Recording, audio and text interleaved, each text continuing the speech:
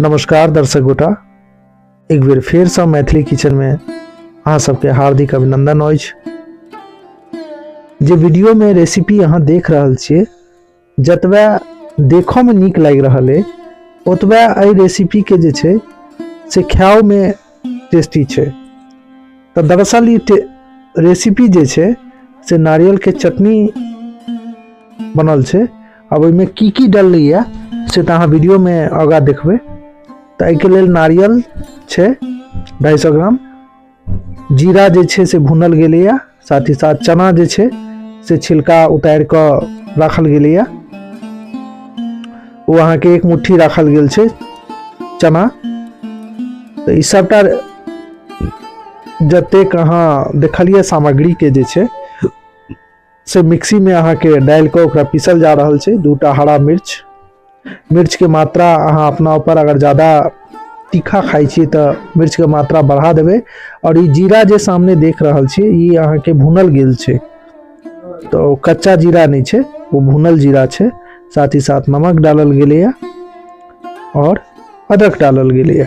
तो ई सबटा सामग्री के जे छै से पीसल जा रहल छै। पीसऽ के लेल अहाँ पारंपरिक जे पीसऽ के लेल होइ छै लोढ़ा सिलौट, या फिर अगर दिक्कत है तो मिक्सियो के लऽ सकै छियै अगर उपलब्ध नहीं हेतै तो। और साथ ही साथ जे छै से में दही सेहो डालल गेलैया। तो ई सबटा सामग्री के जे छै से मिक्सी के अंदर पीसल जा रहल छै।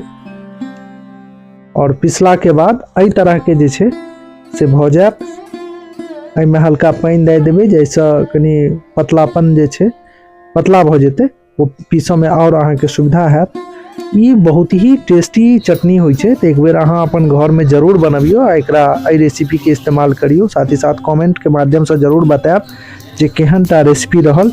और एकरा सबसे अंतिम प्रक्रिया छै एकर अहाँ के छौंक लगाबऽ के पीला सरसों से, करी पत्ता से, और साथ ही साथ लाल मिर्च डाल देबै तो और ज़्यादा टेस्ट एकर जे छै से बढ़ जेतै।